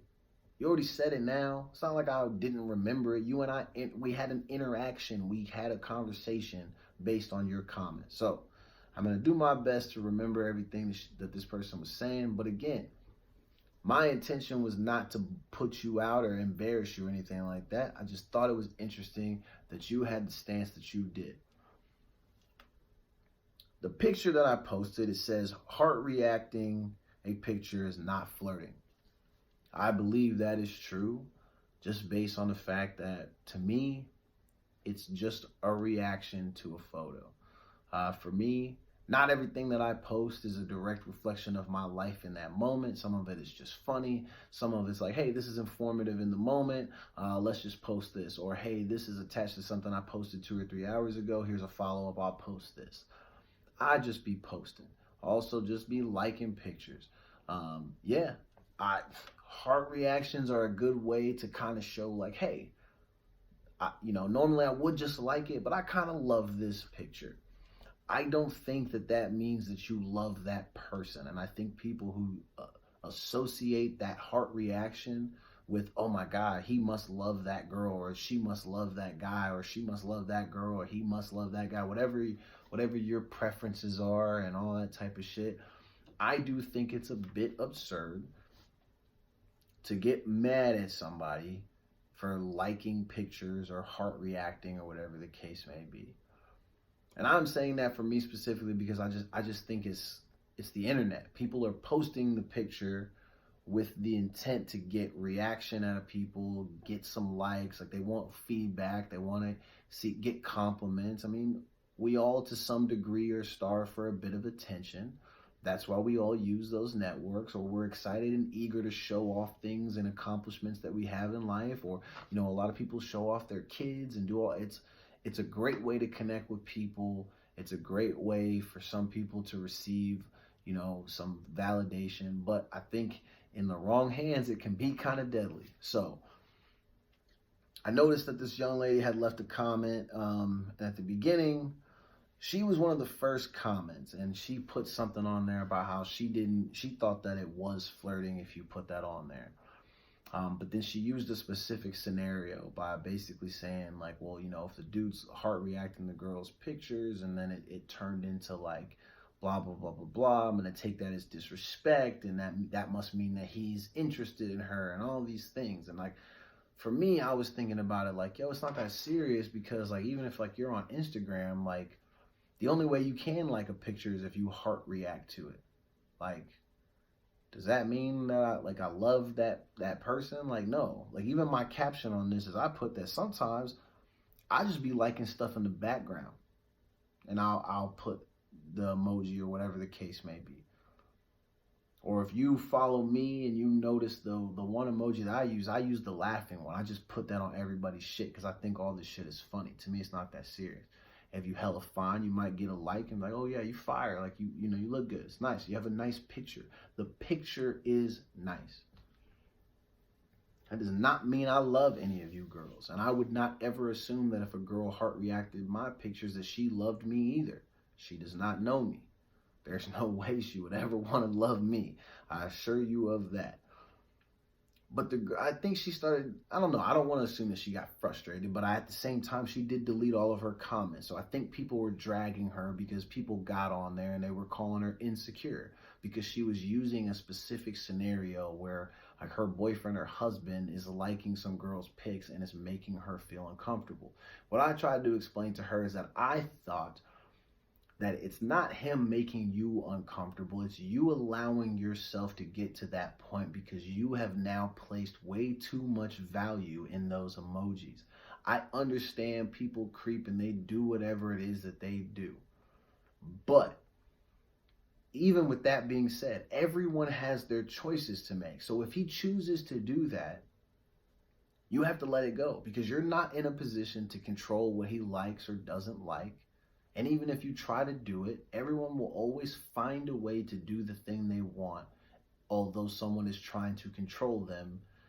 And that's a pointless thing to do. Why waste your energy trying to control people? So my point to her kind of was like, it's just the internet. And maybe if it bothers you that much, maybe this is not the place where you should be.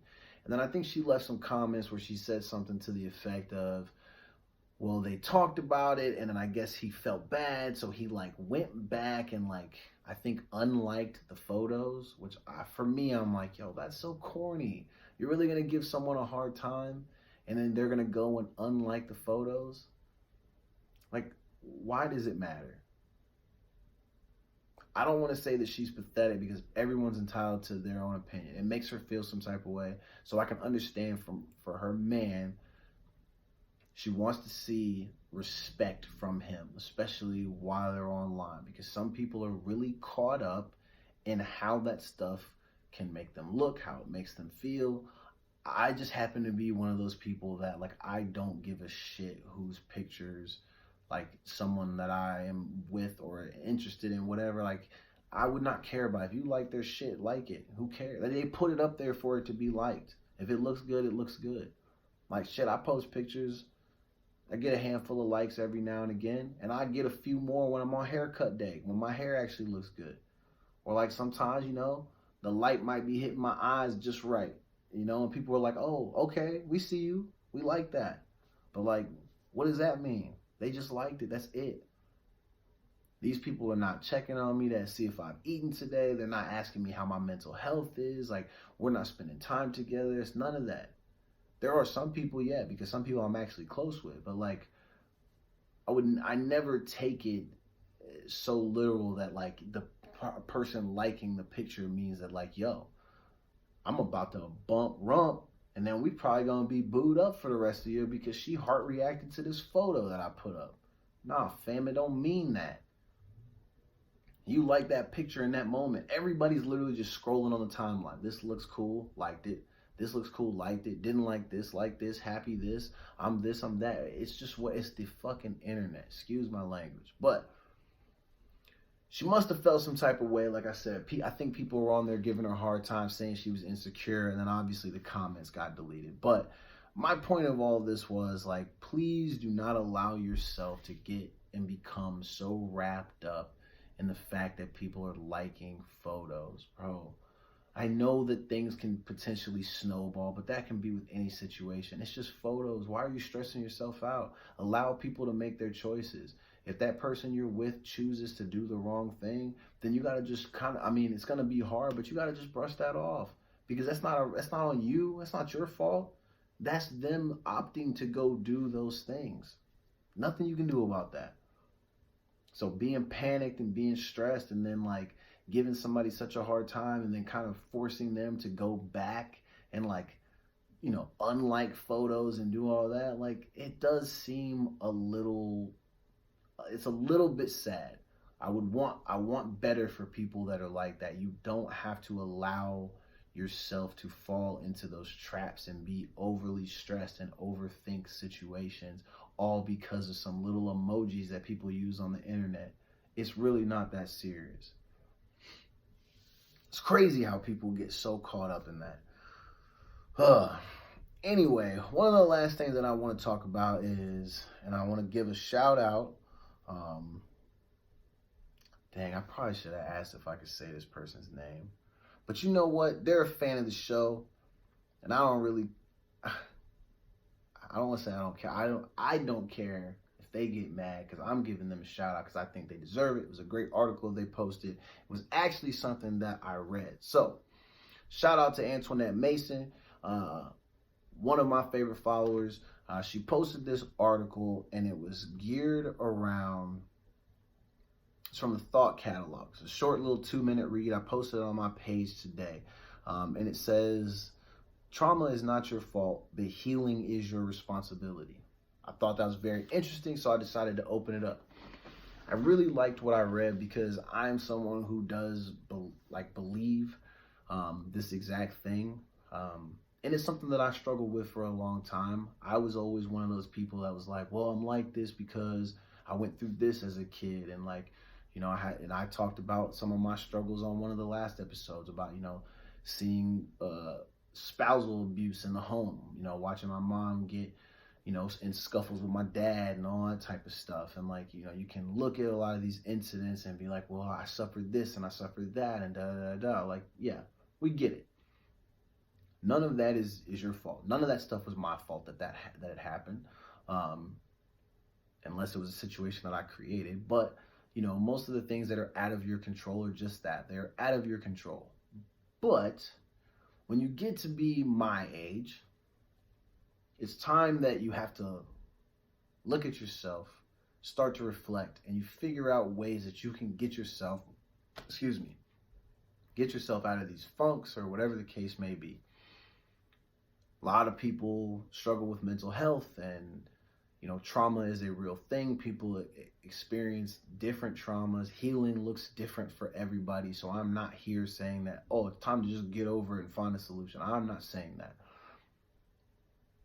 For me, I had to do that for myself, because I'm 33 now, but there were times even as early as like a year ago, I still was using situations from my childhood as justifications for behavior, and some of the sadness and depression that I had. I still was like, well, my feelings are hurt because of this.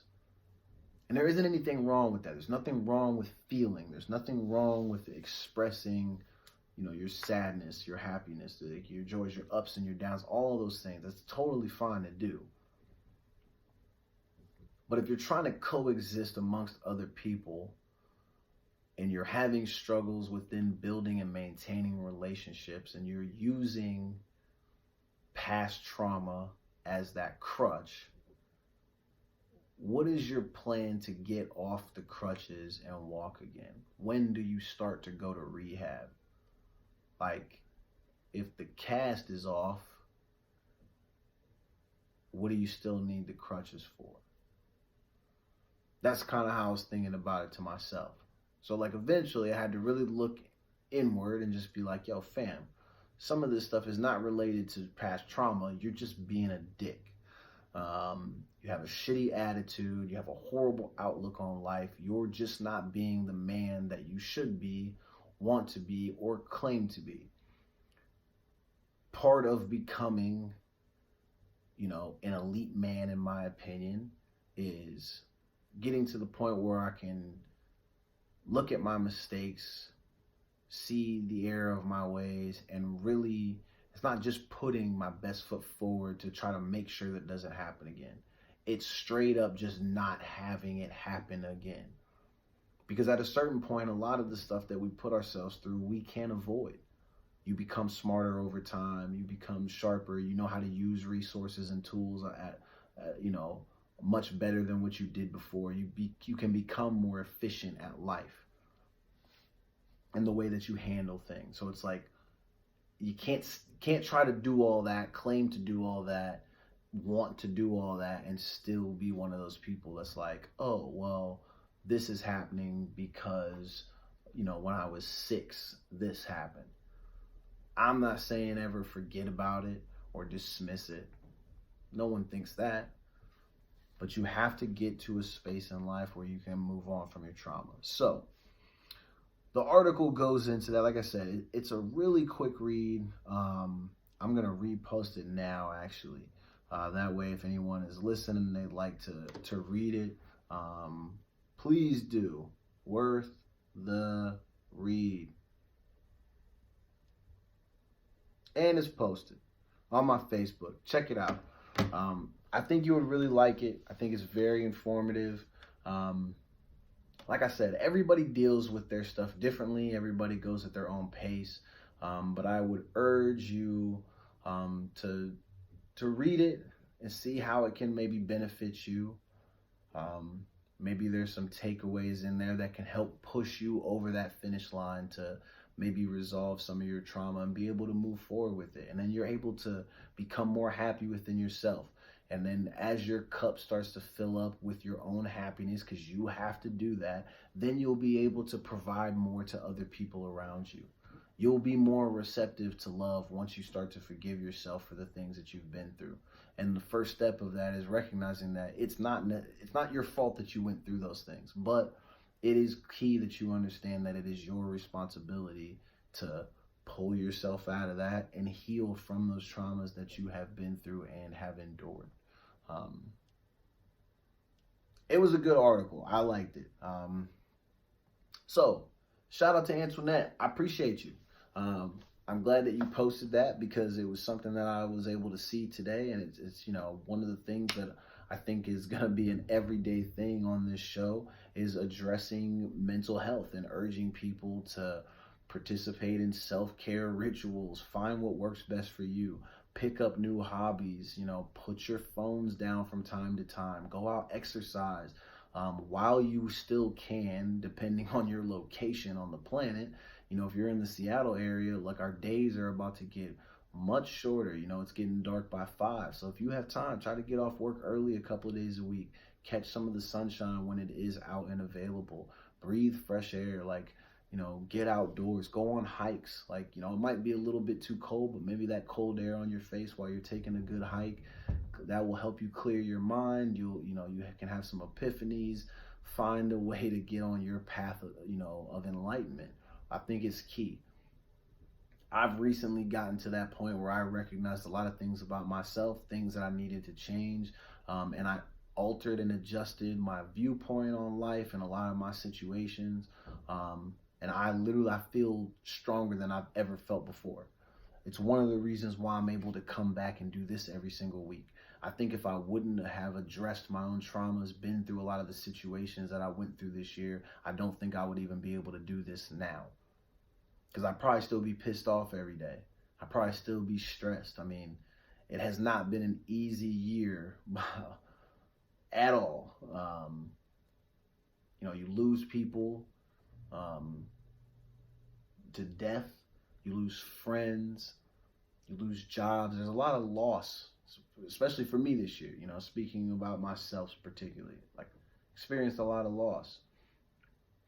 But I'm glad the one thing that I didn't do was allow myself to become lost within all that. Yes, all that shit sucks. Yes, it should have been different. I wish that it would have been different. But at this point, what's done is done. I don't forget. I'm not going to just, you know, forget about it and move on. I'm always going to acknowledge it and do all these things. But I want to find a way to repurpose my energy. And so that, for me, was the key. I don't know if that's exactly what will be the key for you, but maybe it'll work. If you find ways to repurpose your energy, try to fill your cup back up, and that will help you start to be able to fill other cups up as well. People need people. We all need to lean on each other. We all need people to vent to. I've been seeing articles where they talk about how important it is to have a vent buddy. Listen, even fellas, men especially, listen. I know some of you guys want to be tough guys. This is coming from a guy who used to walk around trying to be the tough guy. Fam, it's okay to be vulnerable. No one is going to think less of you. It doesn't make you less tough. If you really got hands like that and you're about that action or whatever the case may be, if people get out of line with you, you'll be able to do what needs to be done in that moment.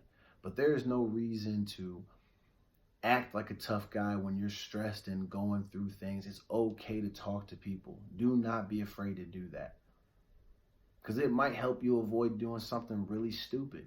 Because that's sometimes what happens to people, is that they allow their emotions to get the best of them. They refuse to resolve their trauma, their issues. They refuse to communicate, and they suffer in silence and they struggle.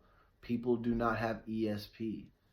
They do not know when you're struggling. You have to tell them when you need help. That's called communication. Fellas, do not be afraid to do that. Reach out if you need anything. And I'm not talking about anybody specifically. I know there was a friend of mine on my Facebook page, and he was having a hard time over the weekend. He seems like things are going okay now. He's on the up and up. Hey, man, wish you the best if you're listening. I assure you that talking about that last piece was not to call you out, but I would also urge the same thing of you, man. Don't let your emotions get the best of you. Talk to people before you get to the point where you feel like you want to say things that are way outside your character. We all know you. We know you're not a wild dude. You're not a bad dude. You're good people. And it's okay that sometimes you just go through it. It happens. But reach out. It's okay to be vulnerable. No one will judge you for that. And if they do, those are not the type of people you want to be around. So, that concludes our show. I appreciate you tuning in. I hope what I rambled about tonight kept you interested and intrigued. Thursday we'll probably have a wild show. I'm doing album reviews on Thursday because I've been listening to a lot of good music lately. And there are some albums and some songs that I really want to talk about. And I want to say that some of these people are trash, and I want to say who's not trash, because that's just what I do. It's not hate. I'm just telling you what my opinion is about specific content. It's not that these people as people are trash. It's the content that they created, in my opinion, is not for me. But I either say it's hot or it's trash.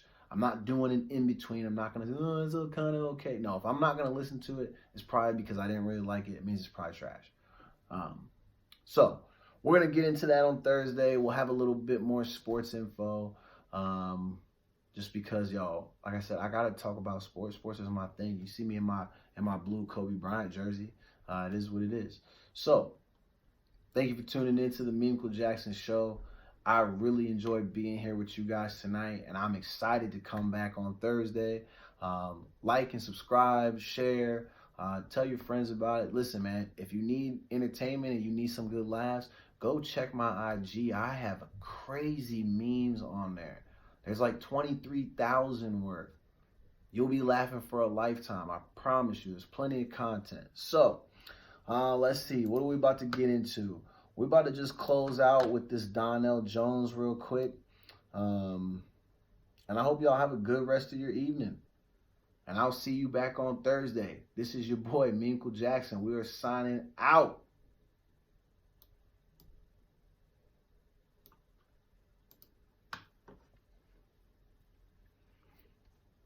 that concludes the show, man.